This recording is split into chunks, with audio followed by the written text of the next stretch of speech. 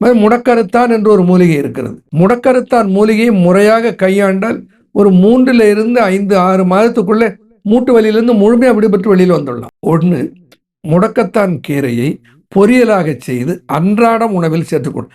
அன்றாடம், என்னைக்காவது ஒரு நாளைக்கு, வாரத்துக்கு ஒரு நாள் சாப்பிடுவதில்லை, அன்றாடம் தொடர்ந்து சாப்பிட வேண்டும். அதோடு இல்லாமல் அதே முடக்கத்தான் இலையை நல்லெண்ணெயில் போட்டு காய்ச்சி இதை தைலமாக்கி அந்த தைலத்தை முட்டியிலே அன்றாடம் தேய்த்து வர வேண்டும். 1 லிட்டர் எண்ணெய் எடுக்க, நல்லெண்ணெய் எடுக்கணும்னு வச்சுக்க, நல்லெண்ணெய் தான் எப்பயுமே. இந்த வலிக்கு வீக்கத்துக்கு எல்லாம் போடுறது தேங்காய் எண்ணெய் இல்லை, நல்லெண்ணெய் தான். 1 லிட்டர் எடுத்தீங்கன்னாக்கா அதில் 100 கிராம் அல்லது 100 மில்லி முடக்கத்தான் சாறு, தண்ணி விட்டு எடுத்து சாறு எடுத்துக்கலாம். இந்த ரெண்டையும் கலந்து காய்ச்சிற முறையெல்லாம் நான் முதல்ல சொல்லியிருக்கேன். அந்த காய்ச்சறதுல ஈரப்பதம் இருந்ததுன்னா நாற்றம் எடுத்துரும், அது சீண்டடிக்குதுன்னு சொல்லுவோம். அந்த பக்குவமாக காய்ச்சி அந்த எண்ணெயை எடுத்துட்டோன்னா அதை போட்டு முட்டியிலே தேய்த்து வர வேண்டும்.